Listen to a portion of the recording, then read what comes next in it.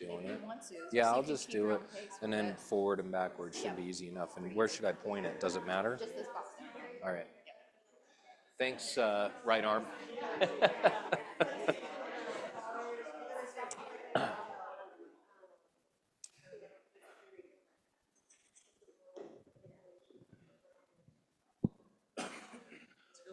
What's up, handsome? Wait a second, look at me. When I talk to you, just notice. Big ass It's the little red dot on there. I got a good story about that, by the way. Yeah. Hey, Bobby. Nice to see you. Hey, let's get this team meeting thing started. Amantha? Mantha? Sammy? No. Let's get this party started. This is going to be the first time that I've ever done a team meeting in my entire life. All right. Boom. So I just want to start with that. And, I was like, can you imagine like all morning long how nervous I was? That I would have to.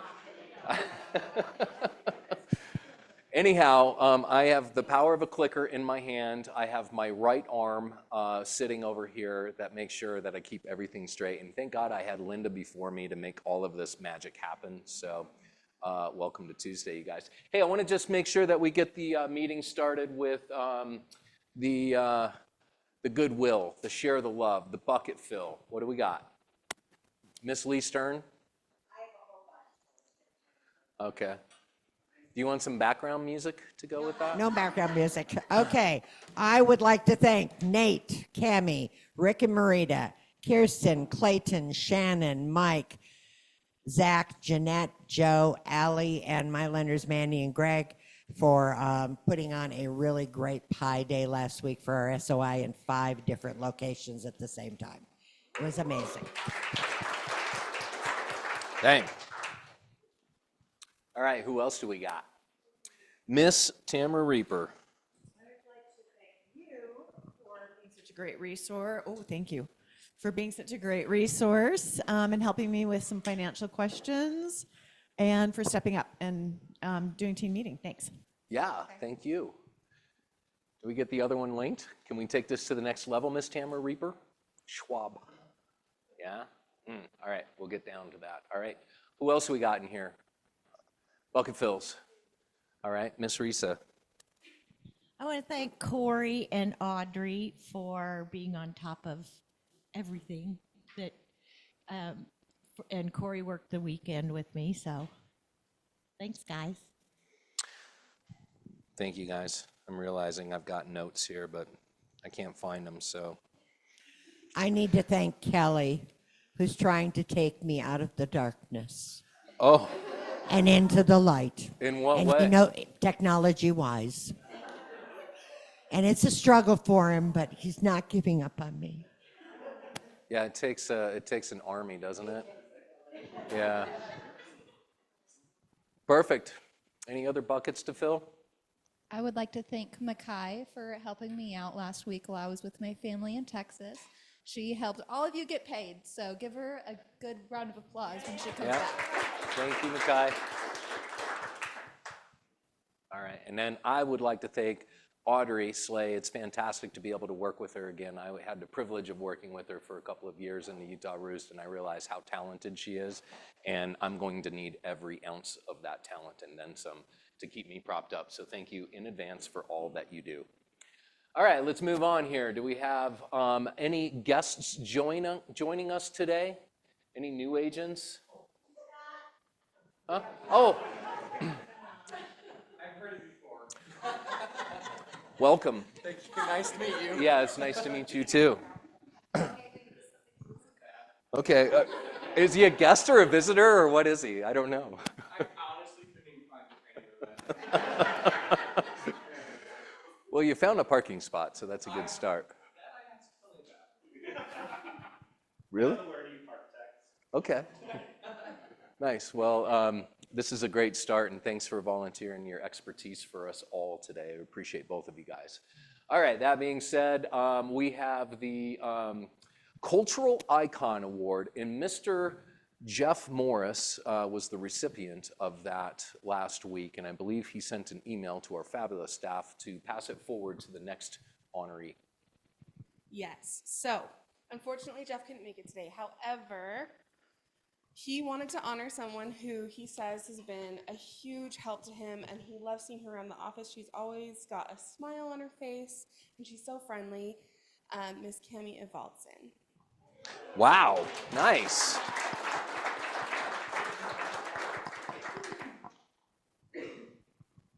I'll get you the trophy after the meeting. Oh, this guy. Well deserving, by the way. All right, so here is our agent of the month. If she's not currently having a baby. I hope she is. She hopes she is too, but Hannah, I think, she's been around us for a long time. She started with her father. I don't know, does everybody remember Shane here?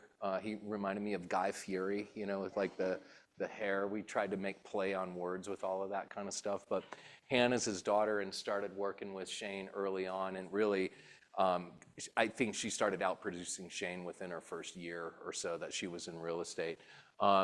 She's been really lovely to have around here. She definitely shows up even when she is pregnant.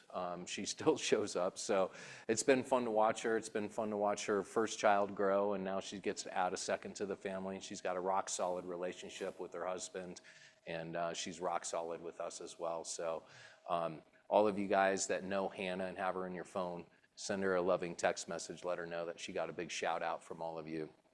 All right. Broker moment, Dr. Fredrickson, Dr. David Fredrickson.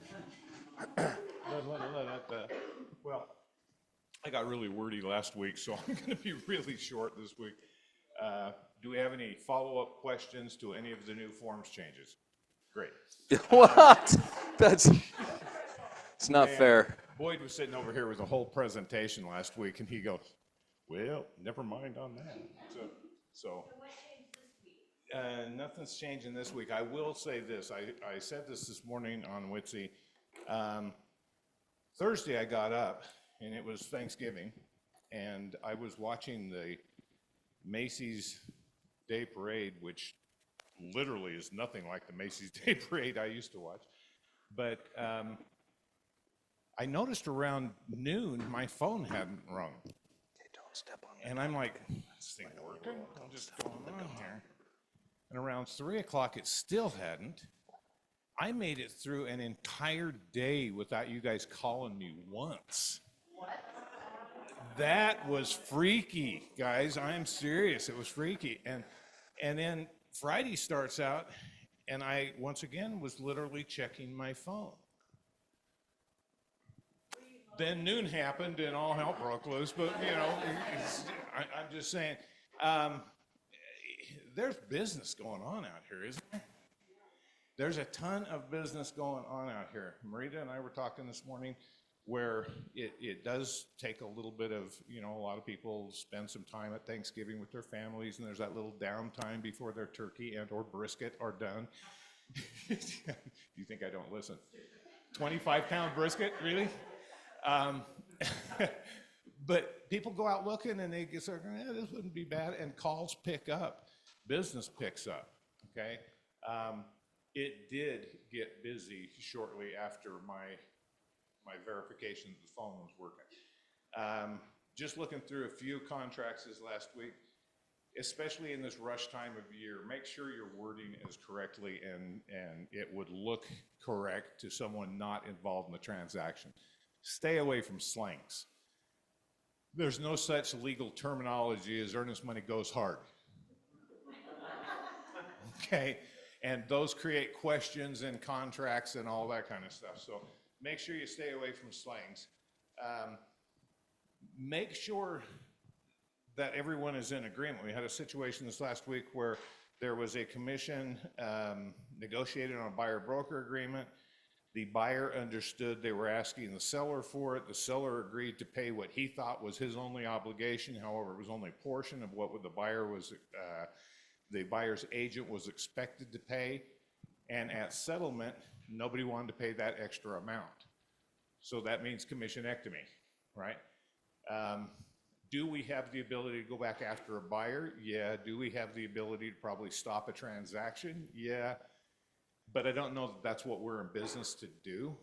You know, I stand by my commissions never stood in the way of a transaction. You know, and once again, it all could have been worked out. We could have jacked the price. We could have done all kinds of different things to cover that difference commission. It literally was a misunderstanding on wording. You know, buyer thought that and seller thought that. And there was a gap in the middle. That was a commissionectomy. Slang. Okay. No more questions on any other forms. I will do one last bucket fill.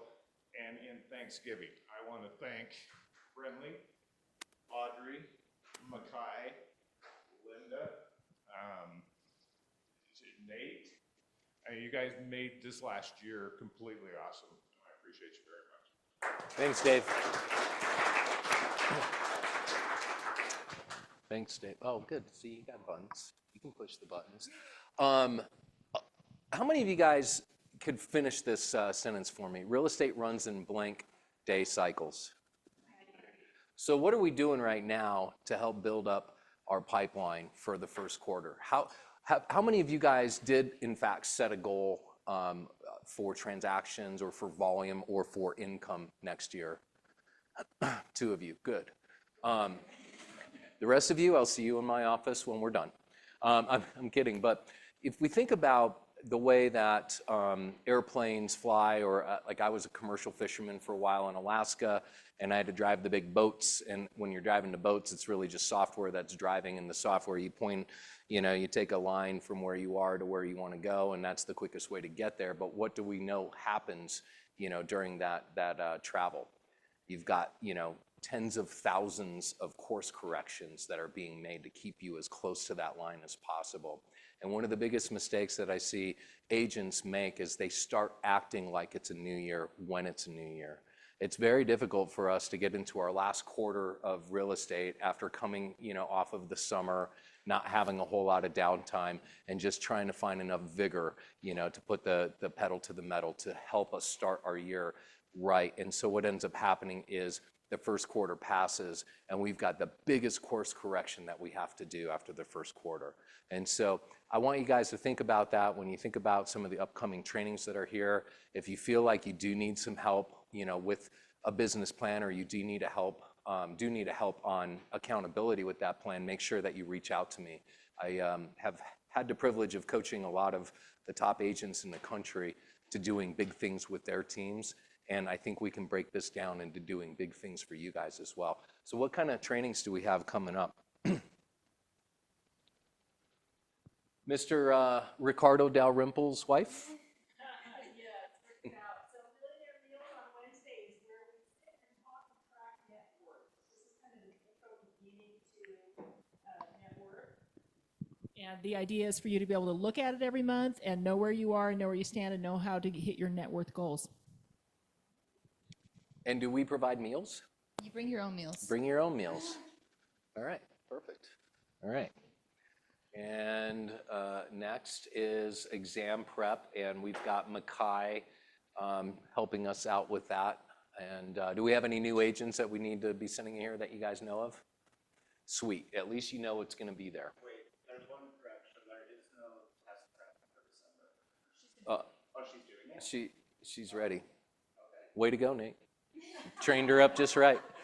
No time like the present. All right, awesome. Let's see, Capper Mastermind. Oh, yes.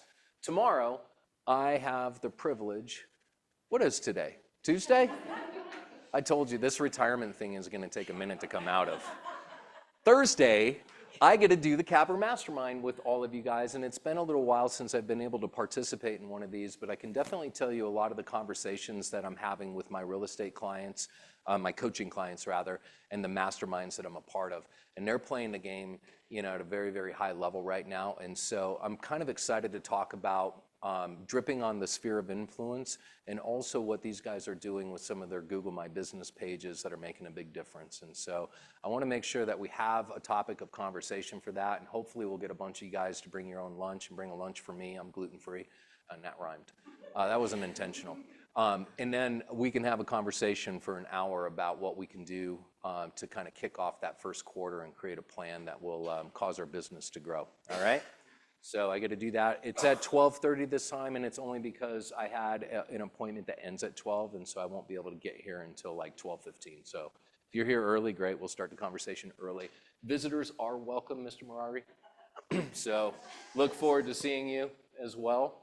And honestly, you know, if you guys are doing transactions with people that are, you know, excellent, freaking invite them. You know, they don't have masterminds like this outside of Keller Williams. So invite them to be a part of these types of conversations. I think it's a great way for them to get introduced to what it is that makes us so uniquely different. All right, we have our own Dr. David Fredrickson teaching the omnipotent 3-hour core class. It is entertaining, engaging, fun, and delightful. I've taken it from Dave. Hey man, I'm just saying, you gotta take it anyway. And I've taken it from other instructors, and I've taken it from Dave multiple times. And Dave is all of the things I just said, and that's no lie. So if you wanna be entertained while you're having to gouge your eyeballs out, relearning how to be ethical in this industry, do it with Dave, do it in the office. Oh, and by the way, if you have any agents that you like, that you want to have here, sitting by your side, commiserating with you or laughing with you, please come. And visitors are welcome, yes. You know what, man? It's such a good idea. It is such a good idea. It's also sponsored, so there will be lunch in the middle. Get out of town. I guess I'll see everybody there then. What is it? What do they say about real estate? Real estate's the only profession that you could be broke and never go hungry. It's true, man. What is that website you go to see if you need Realms. I mean, you could go to the Division of Real Estate. Yeah, and then you go into Realms from there and log in. All right, great question. All right, and then, hello, baby. Well, I found out, Lee, thank you for the diapers. Yeah, I found out that we had another diaper drive, which is why maybe the diaper stack over here is on the light side. Either that or every time we go to Costco, we forgot to put it on our list, buy diapers. So if you want to, I'm not going to shame you into this. If you want to, help Hannah and Sean with their arrival of their babies, butts and stuff. Purchase some diapers at your local Costco, Walmart, or regular retail store near you. And finally, Skate with Santa. Give us an update, my dear. This is a good one.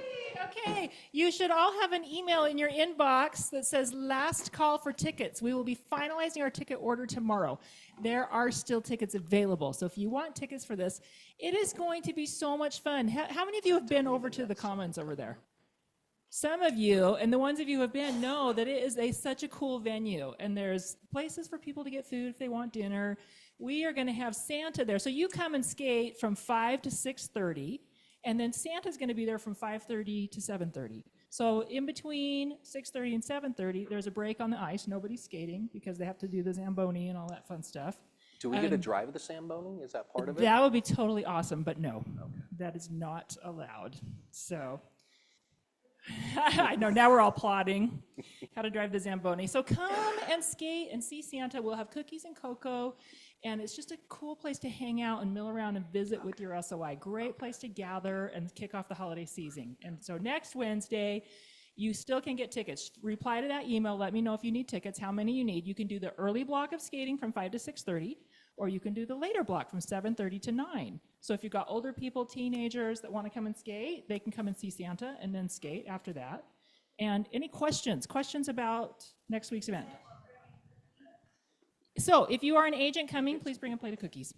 We will have cocoa, and we will have plates and napkins and Santa and all that stuff, but do please bring a plate of cookies. Is Santa inside? Santa is, there is a building, so right by the skating oval, there's a building where you rent skates called the Adventure Hub. We have the upstairs floor and balcony of that. It does have heaters. Santa will be indoors in that area there. So. And then can our people come in there to get the wristbands? So you're going to get wristbands for your clients, and you're responsible for connecting with them somewhere to hand them out. Do we know if they can come in to, or do you get like custody waiting outside? I will for sure be there, and so I'll make sure. But yeah, they can come in, but they have to go into the Adventure Hub to rent their skates anyway. So it's all going to be right there around the Adventure Hub. That's where they're going to come. So they're going to park. There's parking to the north and the east. And then once they park, they're going to come to the Adventure Hub, get their wristband from you, you get it from me, and then they're going to be able to go and rent their skates and go out and skate. Okay? Don't park on the west. Park on the east and the north, or you could sure park in our parking lot here. So, but I think there'll be plenty of parking. So get me your ticket counts. We'll finalize that. There may or may not be additional tickets after tomorrow. It just depends on if they sell out. So we have not sold them out, which means we're releasing it back to the public, which means if you need more tickets, just let me know. But let me know today how many you want to commit to, $10 each. And then after tomorrow, then if you have more that you need, just let me know, and I'll let you know if we can get them. Okay? What a cool event. It's going to be so much fun. Yeah, It's going to be so much fun. thank you. It's going to be a good time. Cold? You're never cold, Ice you're just skating. underdressed. Ice skating is so much fun. Thanks, Marita. All right, and then don't forget about our own office Christmas party. If you haven't purchased your ugly sweater yet, I recommend doing so now. Last year I showed up sans ugly sweater, and I had a lot of earfuls of that. So I'm going to try harder and do better. We're also going to have a bit of a gift exchange as well. And so if you're bringing a partner in, and you guys both want to participate in exchange, then both of you guys bring a gift and you'll be able to participate in the exchange. So last year I thought it was a lot of fun until I realized that the gift that I bought was the one that got traded the most. And I was like, do better, try harder. So that's why I'm here. I'm going to do better and try harder, but I'm looking forward to it. We are going to have, the office is going to have appetizers. We're going to have wine, beer. If you want to bring a little side or something like that, that's fine too, but we're trying to do it from 4 to 6:30. We've got some of our preferred vendors that we've invited to participate in this as well, and so I'm just looking forward to seeing a bunch of smiling faces. We had a really good time last year. And I don't know about you guys, but every night now, when it gets to be about 10:30, I'm reminded that it's only 6. You know what I mean? Yeah. All right. So 4 to 6:30, and then you're welcome to go out to dinner afterwards. We'll see. All right, and then family reunion. By the way, this is actually pretty cool. KW got a lot of feedback on the cost of family reunion for folks, with the market being down and all that. What's up, my brother? It's good to see you. This is Brooke Madsen. He's a visitor from St. George, Utah. He always comes in tanned and smiling. They just dropped the price, though, from $12.99 down to $10.99. Any of you guys who had paid the $12.99 are going to get a refund. How cool is that? So is there anybody here that wants to go that hasn't gone, that's planning on going? I'm going to go. Yay. All right, good. I'm going to go. Lee's going to go. This will be her. You guys are going? All right. I'm sure that's the way it came out of my mouth. It's my first team meeting. Okay? 2018 was the last one I went to, and that was my 18th family reunion. So this will be fun. I'm super stoked to go and connect with all my old friends because they always badger me for not being there, early retirement thing. Yeah. All right, anyway, I'm going to be there, so it'll be fun. Then it's going to be fun. So if you've been reluctant to sign up, go ahead and just do it because I'm going to make sure you're going to have a good time. All right, and then if you want to know all about this, which in order for me to keep track of everything that we do, I've had to scan that so I can go to the link tree because it's like so much stuff coming at you all the time. Because Keller Williams, my friend, is a coaching and consulting company. The byproduct is real estate. All right? And, is anybody scanning that still? Anybody besides Tamara, did it show up? Go ahead, sorry. It's fine. Get it right now, it's okay. We'll wait for you. Nobody minds. You're Tamara freaking Reaper. You can say it while Yes, and that's where you got to save it. Show her how to save it to the home screen. It's so much easier to find. All right, so I am super stoked about the panel that we have put together. I want to thank Linda for scratching that itch and getting this to happen. I don't know about you guys, but in all the time that I've done real estate, I've worked with so many real estate agents that said that they've wanted to get into luxury real estate. And they just, often don't find their way into luxury real estate. And so we've got two panelists that have found their way into luxury real estate, and that is our visitor, Scott Marari, and then our old standby, Kelly Favero, my fave. Come on up here, guys.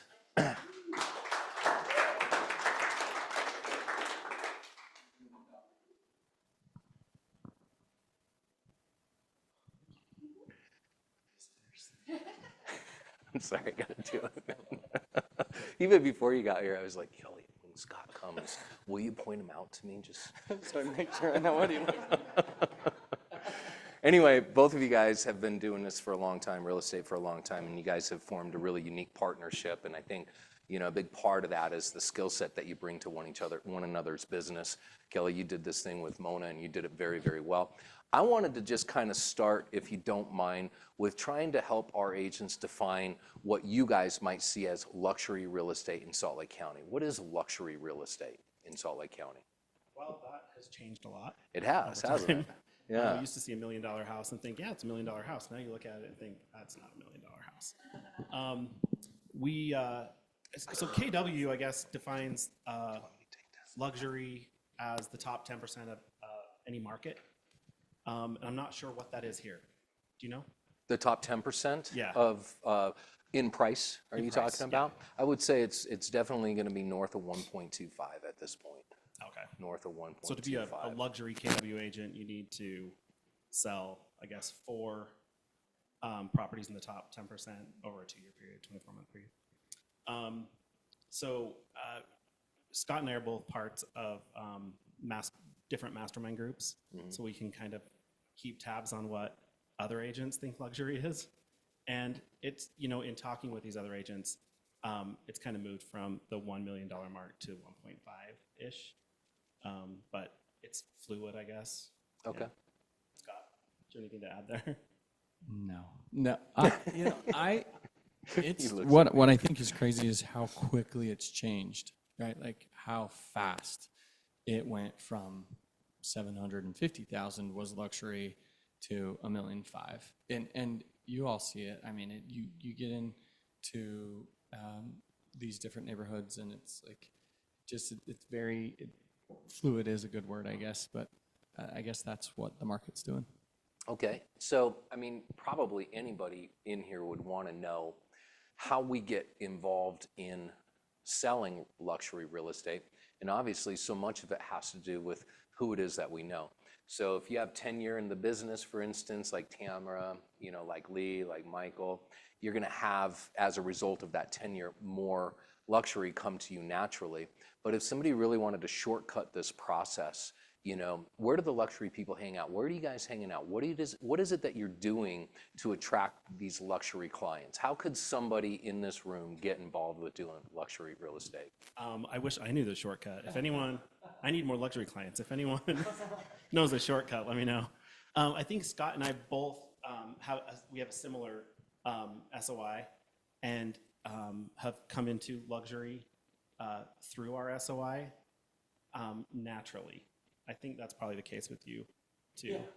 Yeah. Like a couple months ago, I sold a house that was $3 million, and that was a client who I sold, several years ago, his first house at $400,000, and several houses in between. So we've just kind of grown up with our SOI. I think one kind of shortcut to that is just knowing the market, the luxury market really well, and that's something everyone can do so that you're completely comfortable having those discussions when the moment arises where you're, chatting with people who are in that market. Yeah, what do you think? Yeah, I think there are definitely some steps to take potentially. I for one decided to get my certification in luxury home marketing, the CLHMS designation a lot of years ago. And I thought it was interesting. I think the thing that I learned from that, I grew up in a really small town in Wyoming, and you know, there just was like maybe 2 people that we considered rich in our little town, and they were both, one was an orthodontist and one was a dentist. And it, you know, they had the homes, they had the 2 luxury homes that I can think of. And so I grew up kind of thinking like about those people. And I think we all have that kind of like those people thing, right? Like, but what the certification, one big thing they taught is stop thinking about luxury clients as those people. They're us people. They're just people, right? And they very much, for the most part, want to be treated as us people, not those people. And then there are some that don't, but you'll notice those, and you might choose not to work with some of those. But I do think there are some certifications you can do. I think another really important step is to be involved in something you're passionate about. And I think Kelly misses that. I mean, he does it, but he misses to talk about it because it's so natural to Kelly. Kelly is very passionate about giving, very involved with humane societies and things like that. And so he gets involved in some of those groups, and sometimes those clients are also involved. So I would say one other potential step toward luxury would be to stay involved in the thing you're passionate about. And I am speaking about a charity or a local school, whatever that might be, and be involved with those people. Keep it natural, keep it real. Don't, hey, by the way, do you have anybody that you know that wants to buy or sell real estate? Like, in my opinion, don't. Especially in those groups with those people. Got it? Right? Like, That's a good really, point. truly, just be you. Be Yeah, a passionate. lot of the luxury agents that I know are involved in different charitable organizations, and believe it or not, the wealthy happen to be some of the most giving, you know, in those organizations, right? And so, you know, if somebody did want to get involved in an organization, a charitable organization, you know, how did you guys approach the networking of that? And instead of being like, hey, do you want to buy or sell a house? You know, like how does somebody like us go in and sort of replicate these relationships that you've created? Man, I don't like social events at all. I get it. And see I'm that. completely uncomfortable. And so, like Scott was saying, you know, you're not going to go up to someone and be like, do you want to sell your house at one of these events? But because I like talking about real estate and I am very interested in, you know, different neighborhoods in Salt Lake, and it's just, you know, I enjoy it.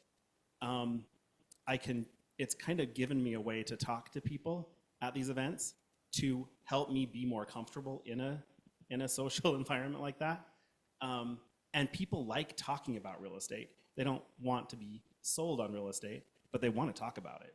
I mean, I've been to so many events where my partner is very involved in nonprofits, and I was at a Planned Parenthood event, and I just start talking to, you know, he's gone, he's away talking to people about Planned Parenthood or whatever, and so I'm alone at every event I go to, and so I just talk to people. You know, if he's talking to the wife, I just chat with the husband about where they live, you know, what they do. And that evolves into a real estate discussion every single time for me. It's where I go because I'm comfortable, and it's where they want to go because they like talking about real estate. So I think it's just it's, you know, if you know the market really well and enough to, you know, talk about it in an authentic, enjoyable way, then that's a great in. When's the last time you had a conversation about Magna? About what? You don't even know it. Where? Where? What?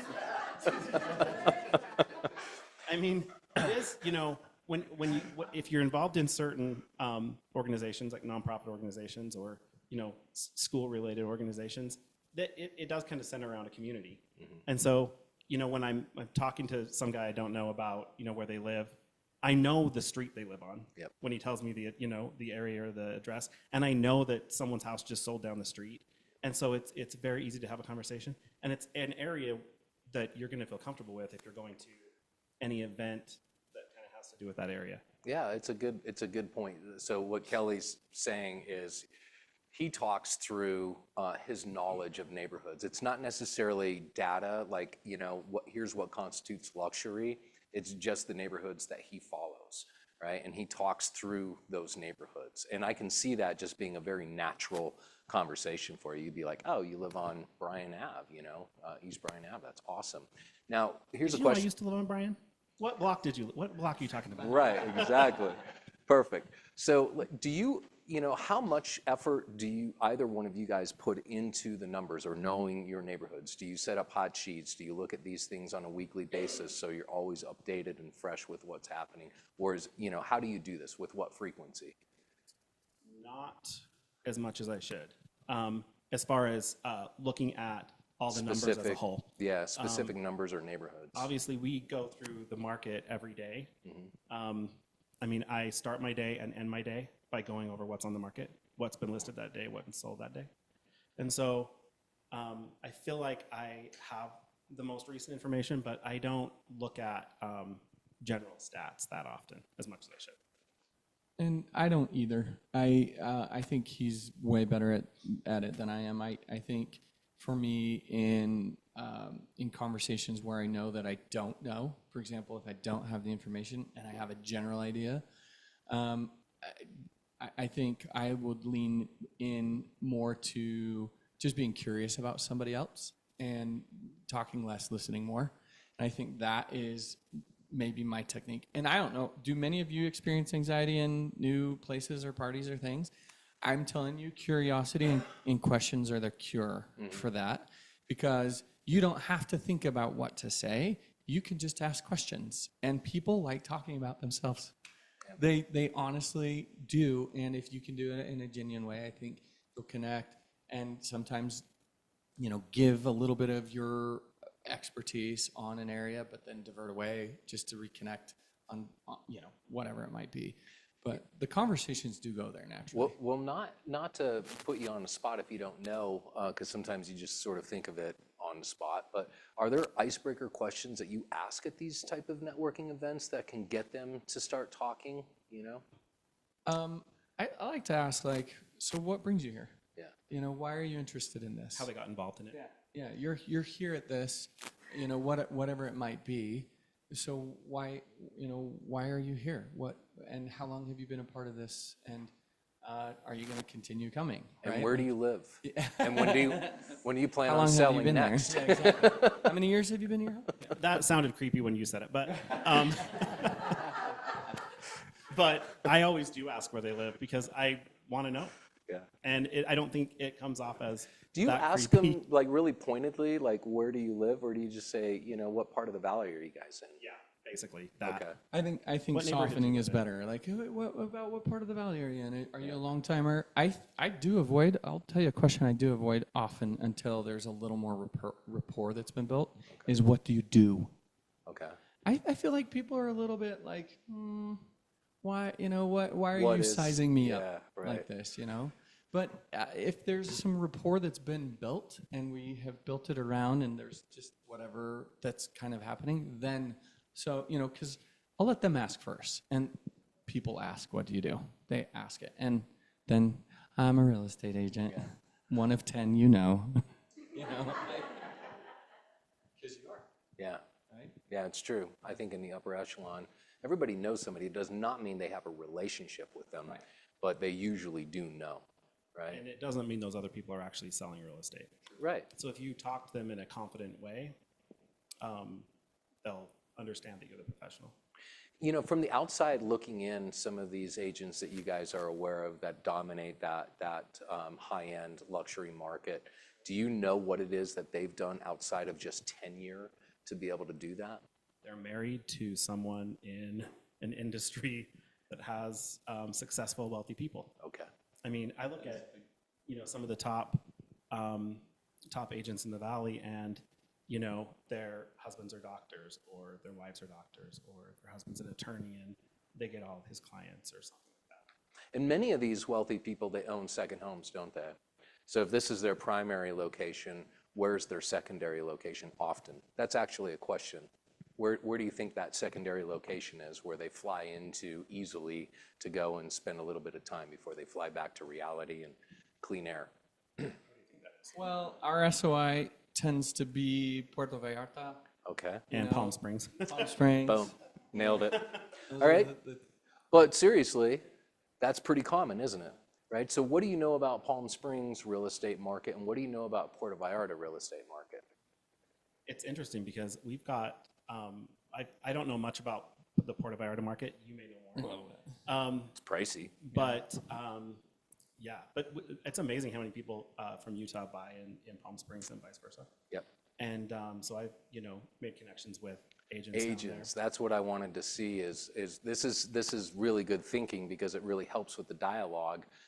People are interested in places like Palm Springs, having some data there, but more importantly, having an agent connection in places like that. So for those of you guys who are going to go to family reunion this year, you think about some of the places where these wealthy people might travel. I think Scottsdale is a big one.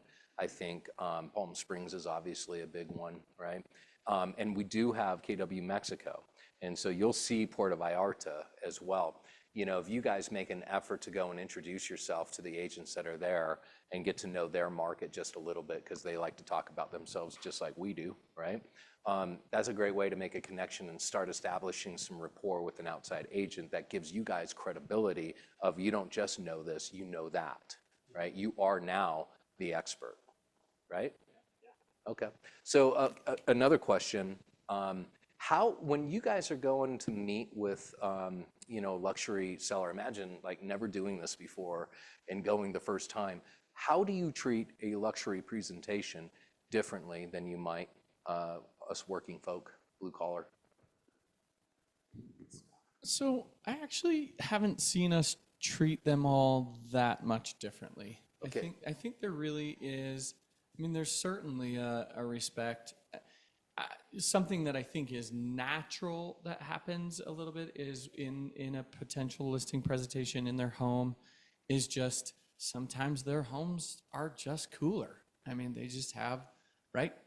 You get into a certain price point and sometimes you're kind of just genuinely wowed by it. And so there might be a little more expression of that appreciation. Right. Right. And so I think, all of us would naturally appreciate a home the best that we could. And we've all listed some hard ones that we're like, oh gosh, this is a hard one to appreciate, right? But I think there's that. But I think we would always generally show up absolutely on time for all clients, any potential work that we're getting. Show the respect for the home with removing our shoes, right? Asking questions like, or giving, the expectation of this is kind of how we'd like to see this meeting go, giving them just a little bit of a snapshot of this is what we are prepared for today. Can you tell us what that is? That okay? That is? Yeah, sure. Yeah, that'd be nice. So before we go, we like to explain that we're first and foremost there to meet them. And then from there, we'd like to understand the property, understand what the property has, and that if they could please be prepared to tell us some of the reasons why they were interested in buying it, why they bought it, why they live there, right? And then when we get there, of course, it's the greeting, and then, like I said, the shoes off, which even if they say, oh, no, don't worry, we're very quick to be like just already taking our shoes off. Yeah. Just as a sign of respect and also high detail people, right? I think people like to know the little details matter to their agents. When we go through the tour, we both are always with our little, what are those things? Remarkables. They're just our notepads, but They're so handy. You can transfer all your notes to your computer. I'm sure you all have these, but we both I are still taking use a notes. legal pad. Do you really? Yeah, that I always tend to lose them, and then I'm like, oh, damn it, where is that? So we make the remarks, and then we ask for permission once we're done walking through the home. Can we sit down with you for a moment? We do have a seller's guide that we take on the first visit, We brought one just to share with everybody. We put that together, and we're proud of the look and feel of it. We spent a little more on the seller's guide than the buyer guide as far as just the paper and quality. And they may never open it, but it looks professional. Do they get that at the meeting or before? At the meeting. They At get the that at meeting. the meeting, okay, great. And is that what you're walking them through as your listing presentation, essentially? We'll go through some highlights on it. Okay. But we don't kind of bore them with all the stuff that's in there. So it's our presentation is a little bit different. And that's coming from a high seat. Yeah. Wow. Okay. I don't think you find details boring, but I get it. The other thing I just want to step in here is we come to these meetings with luxury clients really well prepared, obviously. But we're going to know everything about that neighborhood as much as we can about the client, their history. And so most of those meetings, the majority of the meeting is just fielding questions from the seller. And they're, and I feel like if we know so much information that we're very confident in the way we answer those questions, I think that's what gets us the listing a lot of times. So coming very, very prepared. Very Right. prepared and be decisive. When we're walking through that house, always our luxury clients are like, do we do this? Do we remodel this room? Do we paint this? Do we put on a new roof? When we're walking through, we know what the competition is right now, and we know where the house needs to be to compete. And I think so we can be decisive about that. And having the relationships with all those people to make it happen quickly is essential. Your preferred partners, is that, okay? oh, yeah, we're providing that service almost immediately and making sure they're aware that we can handle it. A lot of the luxury home sellers really are needing more of their time. Their time value is really what's the most important to them at some level. And so it seems like if they feel like we are bringing to the table both expertise and service, right? High levels of, yep, we've got that guy that can be here, that, and we will schedule it. We will make sure that they know we'll take care of it. And if they're going to be in their second home, we'll meet the contractor there, right? There is definitely a lot of legwork. So if you guys don't have good luxury preferred partners, hit up Scott and Kelly. Certainly. And stay in contact with them. Even if you're not using them, if you're out there talking to agents all the time and swapping information on vendors, text that agent and the vendor in a group text and introduce them so that you're in front of that vendor all the time. Because on the timelines we're working with a lot of clients, we need to get this taken care of very timely, and that may mean pushing some other people off. And so we need vendors that will perform for us quickly. And so staying in front of them and staying connected to them is just super important. Good. All right, maybe one more question and then I'll open it up. And that is, when you're selling a luxury property, my guess is you do more to sell not just the space, but the lifestyle to other potential buyers, right? You focus in on that. And then the follow-up to that would be, how do you service your once you have a listing with a luxury client, how do you service those clients differently than maybe your traditional clients? A lot of times, and we differ a little bit on this, but a lot of times when we do go into, we're listing a luxury home, we don't use Aligned. Kelly's very clear, I want to have that conversation with them. There have been clients of ours that we've been there for each showing. Try to stand back, try to give space to the buyer's agent and the buyer to connect with the home, but just being there to answer the extra questions. And asking them how they want to be serviced.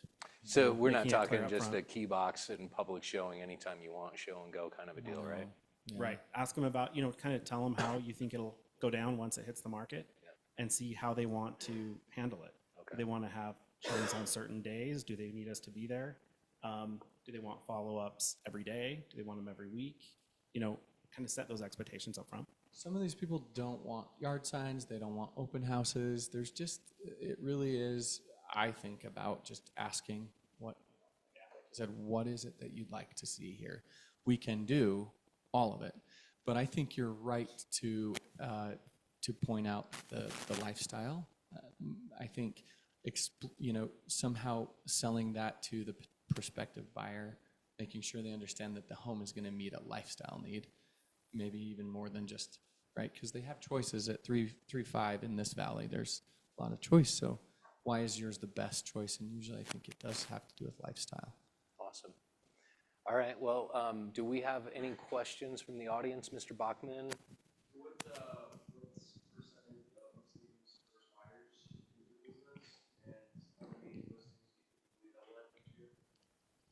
So typically, historically, we've been about 50-50 on buyers and sellers. This year, we've been about 80-20 sellers. Would you say that's correct? 80-20 for you too? No. He's me, it's always been has more 80-20. sellers than I do. I always have more buyers. I don't know why. And every listing I've had, this year, I've sold that house to them. So, yeah. What's that? No. No, Not they double-ended. were past clients. I represented them as a buyer on the house that I listed this year. Yeah.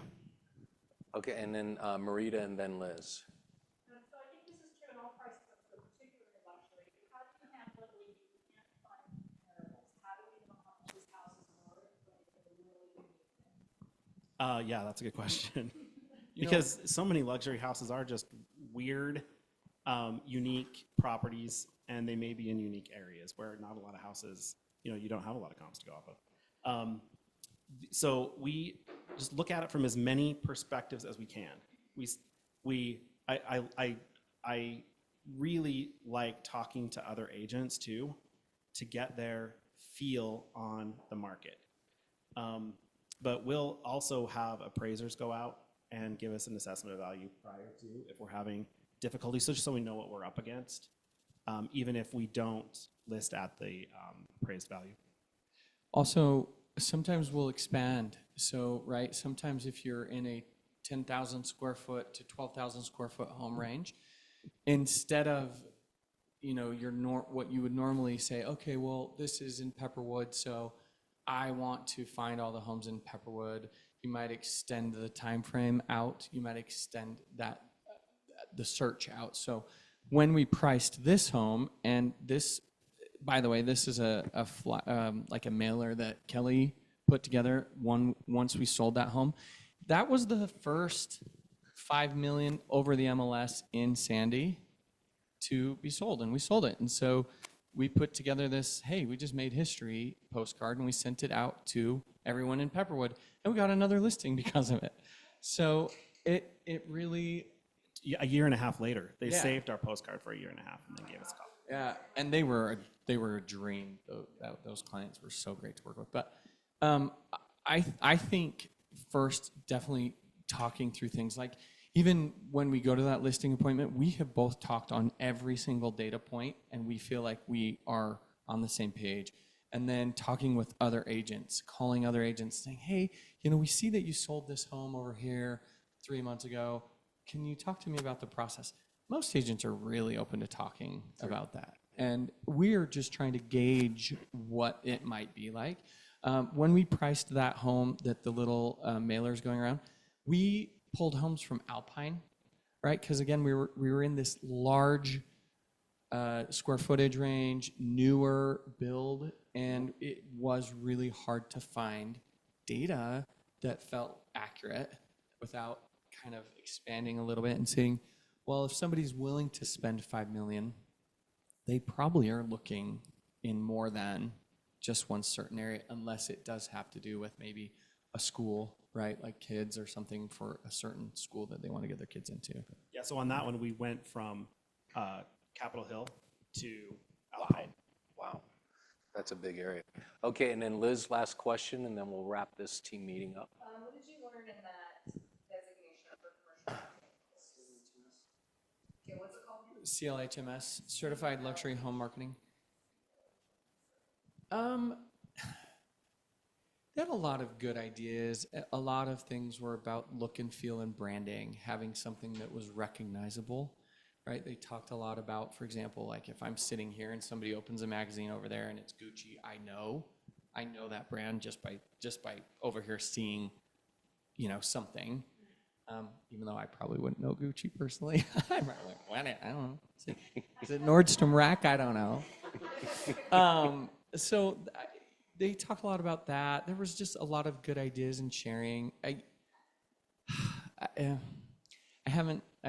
was supposed to renew my certification with them this year, and I was like, I don't know that I'm getting much out of it.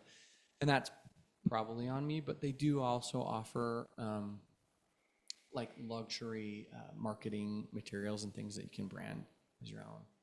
But for a minute there, I really leaned in on just the certification, right? Because I wanted that by my name. I wanted to get... Probably helps you with your mindset too and your commitment to move forward with working luxury clients.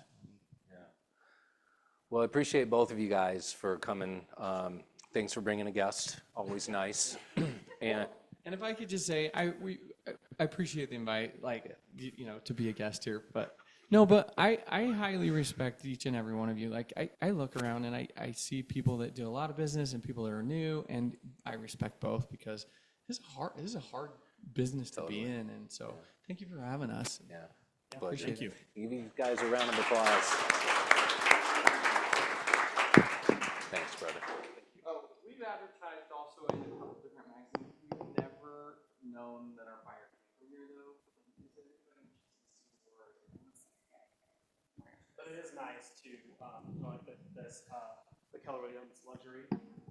I'm not good at lip reading. Seller in that price point. This is all, we advertise these just for our sellers.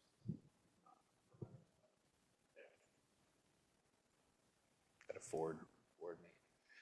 Okay, real quick, Brindley. Really quickly before wants and needs, I just want to remind everybody that there is the potluck at the Christmas party. There was a sign-up sheet that went around. I'm not sure where that ended up.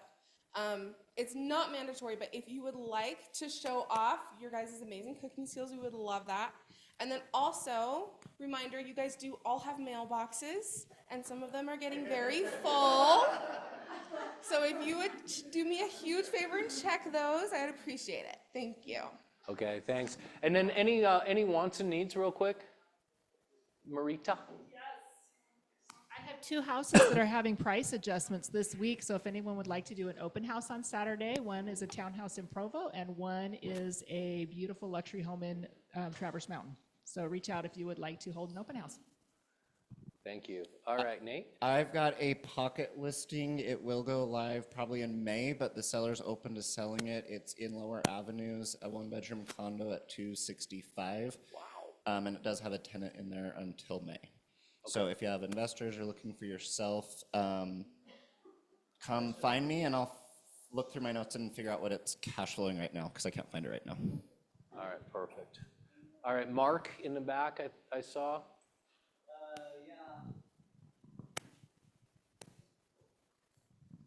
We have a new listing that just went live last week here, South Salt Lake, 5-bedroom, 2-bath, remodeled about 4 years ago, total remodel in the inside, $510. That's a good price. If it wasn't remodeled, that's what I'm looking for. I am looking for all of your junky, garbagey, no one wants to fix it properties in Salt Lake County under 500,000. Also looking for infill lots. I've got a couple of builders that are looking at putting in townhome projects. And I am also looking for buyers for my 2 listings. I have a short sale down in Glendale. We're about to levy the bank to reduce the price. Currently it's at $405. It's brand newly remodeled 2-bedroom, 1-bath with a garage. And a townhouse with a garage in Mill Creek. We're really surprised this one hasn't sold. It's 2 giant bedrooms, 2.5 bathrooms in Hidden Lake, and it has its own private garage for $365. Yeah, that's good. Spencer? I've got a buyer looking in Sandy Draper, up to $1 million, would prefer a 3-car garage with a mother-in-law apartment. We've seen most everything, so if anybody's got something come up, let me know. It doesn't have to have a mother-in-law, but it would be nice. Okay. I have a friend that has been doing property management for 11 years. that is 40% through real estate school and is wondering if anyone is looking for a personal assistant or someone to help with any kind of odds and ends while they're finishing up their real estate license. So if anybody does, let me know and I can connect you. Thank you. And then we have a sponsor for today's lunch. Could you grab our sponsor, por favor? Thank you, Tamara. Thanks, Tamara.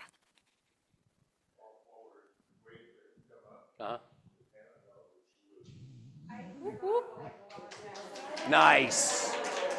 Nice. Yeah, come on up and introduce yourselves. Thank you so much. Awesome. So my name is Jacob Gray. I am a property manager in Salt Lake City, but we are in a bunch of other counties as well. The name of our business is All County, and we are in a lot of counties. Yeah, and what we do, I mean, an example of what we do is kind of like, I had a realtor reach out to me. She's like, I'm kind of done with this property. I'm done with this guy, but do you want to meet him? And so I met him, and we ended up listing his property and rented it out in about 6 days. And then I was able to, once we rented it out, I gave her a referral fee, and then simple, pretty simple. That's the process. We also do something called short-term rentals. We have some like luxury properties in Heber, and so if you're interested in that, we do that as well. Do you do any short terms in the county? We do. We have another one that's that definitely sort of like a luxury property as well. Okay. So a lot higher price point. And we just brought them on recently, and they've been booking like all of December. So it's there's a lot of money getting generated out of that property as well. Got it. Yeah. And then what's the easiest or best way for us if we're talking with somebody who has an interest in renting a property out? What's the best way for us to make that kind of connection? Is it to call you? Sure. Yeah. Call me directly. You can email me, Jacob at All County Property. So All County EXP. My cards are out there. Okay. But that's a great way to do it. You can call or email me, and then. Is this Camilla? No, this is not Camilla. Is there a Camilla as well? Well, Camilla is someone. I know, I'm just that should be looking my at name. this Yeah. as this should be Jacob at All County That EXP. should be Jacob at All County. Okay, yeah. so if you guys are putting this in your phone, it's All County and it's Jacob at All County EXP. Yeah. Awesome. Thank you so much for clarifying that. I know I for saw it sure. on the paper out front, but so yeah. Let me know if you have any questions, and enjoy lunch. Thank you. Thank you for coming. Appreciate it. Yeah, absolutely. So man. are you the new like lead around? I am, just in interim. I mean, I've been here for 22 years. Oh, wow. Started the CERT team, retired in 2018.